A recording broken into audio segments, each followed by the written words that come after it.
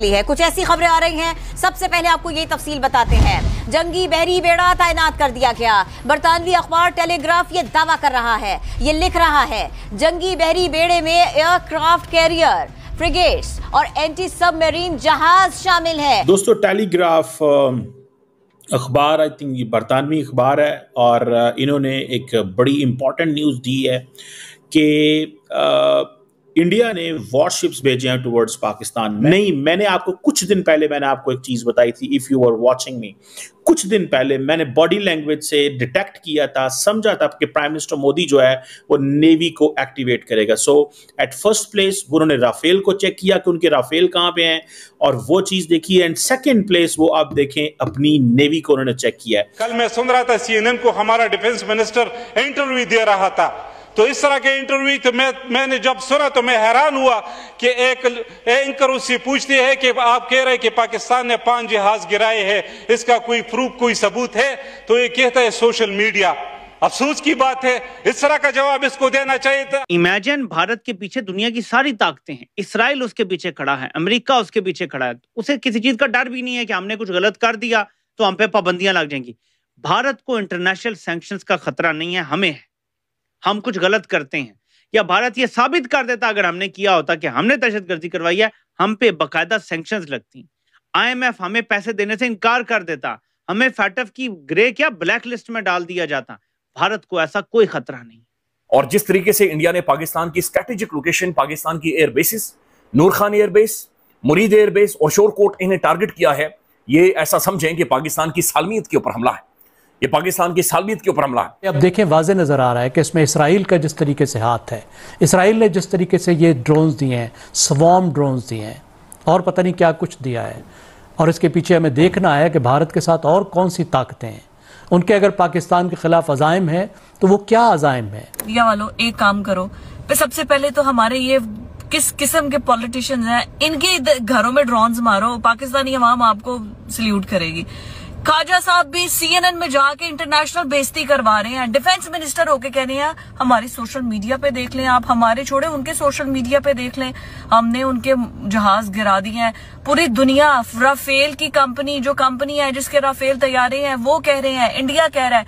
आप defence minister, आप international जाके जलील हो रहे हैं जी सोशल मीडिया पे। Social media, Wikipedia, internet is not a source of information. अगर आपको लगता है कि आपका source of information social media होगा तो फिर तो पीका एक्ट सबसे पहले आप पे लगना चाहिए।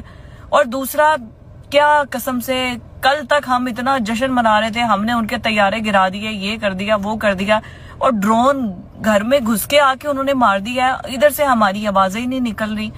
भाई हमारी फौज तो लड़ ही रही है, वो तो ड्रोन उनके फेंक ही रही है। पॉलिटिकल लीडरशिप ने फैसला लेना होता है। हमारी पॉलिटिकल लीडरशिप, राना सनाउल्लाह साहब कह रहे हैं हमने उनके गिरा तो दिए जहाज, अब हम उससे क्या बदला लें, हमने तो ले लिया ना, हमने जो कर दिया, अब जब वो करेगा तो फिर देखी जाएगी। कर दिया उन्होंने, आ गए आपके वो लाहौर तक, कहा जा रहा था जी लाहौर तक नहीं आएंगे, पिंडी, लाहौर, कराची, हर जगह उन्होंने अटैक कर छोड़ा है। जिस दुश्मन से इस वक्त हमारा सामना है उसका कोई उसूल ज़ाब्ता है नहीं, ना वो किसी उसूल और ज़ाब्ते को मानने को तैयार है। डॉक्टर फैसल से आपने भी सवाल रखा और अभी बात हुई तो उनका भी ये जवाब था कि सफारत मिशन कोशिश कर रहे हैं, बात हो रही है, सब कुछ है, मगर भारत कुछ मानने को तैयार नहीं है। ऐसे दुश्मन से सामना हो, ऐसे मुखालिफ से सामना हो, तो फिर किस तरीके की हैंडलिंग की ज़रूरत है? कहाँ तक उसके सामने ये कहा जा सकता है कि आप अब बस कर जाएं, आप उसूल, कोई कानून, दुनिया की तरफ देखें, इस बात को सुने, उसको समझें, खित्ते का नुकसान, मेरा नुकसान, आपका नुकसान, मगर वहां तो कोई परेशानी नहीं है। आयशा, मैं ये सोच रहा था, और बल्कि हम सब सोच रहे हैं इस चीज के बारे में, कि बीजेपी की जो इस वक्त की जो सरकार है, जो इस वक्त उनकी लीडरशिप है, इनके दिमाग में क्या जोम है। यानी मैं वापस जाता हूँ 1998 के अंदर, 1998 में, जब दोनों मुल्कों ने मई के महीने के अंदर ही अपने न्यूक्लियर ब्लास्ट किए। तो क्या चीज थी जो वाजपेयी को ले आई पाकिस्तान में 99 में?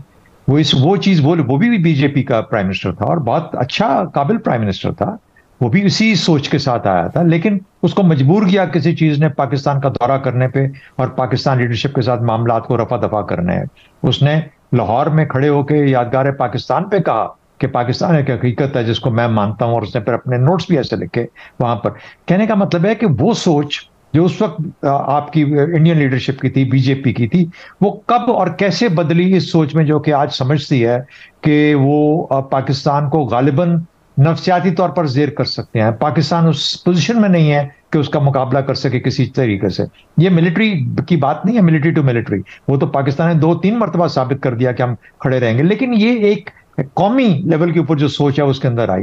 मेरा अपना ख्याल यूं है कि हमने जब कश्मीर को यानी कुछ पिछले 5-7-10 सालों में आहिस्ता आहिस्ता वहां से हटके और फिर उलझे हम मगरबी सरहदों के ऊपर, जब कश्मीर को हमने एक तरह से जिसे कहते हैं स्ट्रेटेजिक हमने विड्रॉल किया, वहां से हम पीछे हट गए स्ट्रेटेजिकली, गो के टैक्टिकली ऑपरेशनली हम मौजूद हैं वहां पे और उसी तरीके से थे, लेकिन वो जो हमारा जोर था कश्मीर के अंदर, कश्मीर के ऊपर, उससे हम पीछे हट के हम उलझ गए मगरबी सरहदों पे। उससे वो फ्रीडम ऑफ एक्शन मिला भारत को और उसने समझा कि वो इन चीजों के साथ पाकिस्तान को दबा सकता है और वो स्पेस क्रिएट हुई जो किसने अपने आप को असर्ट करना शुरू किया।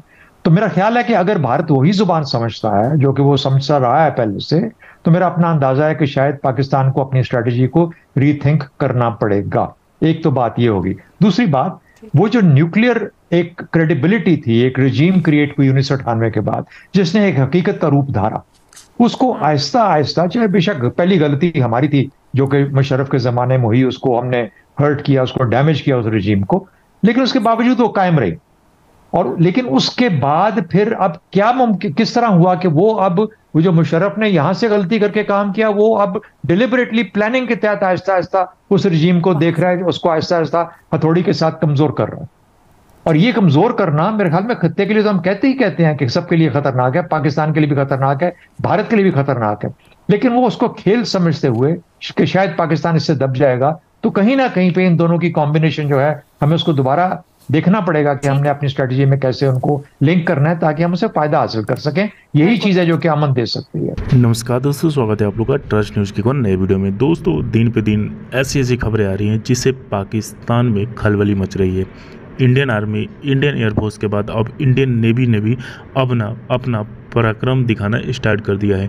दोस्तों, न्यूज ये आ रही है कि इंडियन नेवी के एक बड़े बेड़े को जो है वो पाकिस्तान के कराची जो पोर्ट है उसके पास भेजा गया है। दोस्तों, इससे साफ पता चलता है कि अब इंडियन नेवी भी कुछ बड़ा करने वाली है, क्योंकि एयरफोर्स ने तो अपना कमाल दिखाया। जिस तरीके से राफेल ने पाकिस्तान में घुसकर पाकिस्तानी एयरबेस को टारगेट किया और उसके पहले हमारे ड्रोन, हमारी मिसाइलों ने जिस तरीके से पाकिस्तान में तबाही मचाई, उसके बाद अब बारी है इंडियन नेवी की। और इंडियन नेवी के पास जो एक्सपीरियंस है उससे पाकिस्तान बहुत ज़्यादा डरा हुआ है, क्योंकि पाकिस्तान ये बात बहुत अच्छे तरीके से जानता है कि इंडियन जो नेवी है वो कितना ज़्यादा प्रोफेशनल है और कितना ज़्यादा उनको एक्सपीरियंस है। और अगर इंडियन नेवी और पाकिस्तानी नेवी के बीच में कुछ भी होता है तो इंडियन नेवी पाकिस्तानी आर्मी पर कितना भारी पड़ेगी। क्योंकि अगर आप इंडियन नेवी को इस समय देखें तो इंडियन नेवी के पास वो हथियार है जो कि एक बड़ी आर्मी के पास हथियार होते हैं। और ये हथियार खास करके नरेंद्र मोदी जी के टर्नओवर में जब ये प्राइम मिनिस्टर बने उनके बाद आया है। और जो लोग बहुत दिनों से इंडिया में ये बात कर रहे थे कि ये सरकार जो है वो आदमी के ऊपर इतना पैसा क्यों खर्च कर रही है, इनको ऐसा नहीं करना चाहिए, उनको आज करारा जवाब मिला है। क्योंकि जब युद्ध होता है तो फिर कोई भी बात सामने नहीं आती है, वहाँ जो साथ देता है वो हथियार देता है। और आज भारत ने वो ऐसे हथियार खरीद लिए जिसको लेकर पाकिस्तान में काफ़ी ज़्यादा टेंशन है। और पाकिस्तानी मीडिया भी यही बात कर रही है कि कैसे भी करके मोदी से माफ़ी मांग लो, क्योंकि अगर हम जब तक माफ़ी नहीं मांगेंगे तब तक मोदी जो है वो हमारे जो पाकिस्तान है उसको कब्रिस्तान बना देगा। और जो हाल गाजा का हुआ है कहीं वो हाल हमारा ना हो जाए। हालांकि इसके कम चांसेस हैं, लेकिन जिस तरीके से नरेंद्र मोदी जी ने ये कह दिया कि आतंकियों को मिट्टी मिला देंगे, ऐसा होता हुआ ही नज़र आ रहा है कि एक एक करके सभी आतंकवादी और जो इनके समर्थक है, जो पाकिस्तानी आर्मी आतंकियों को समर्थन करती है, वो भी मिट्टी में मिलते जा रही है। दोस्तों, बस आज वीडियो में इतना ही। वीडियो को लाइक और चैनल ट्रस्ट न्यूज़ को सब्सक्राइब कर लें, क्योंकि हम आपको इंटरेस्टिंग वीडियो लाते रहते हैं। मिलेंगे तब तक ट्रस्ट न्यूज़।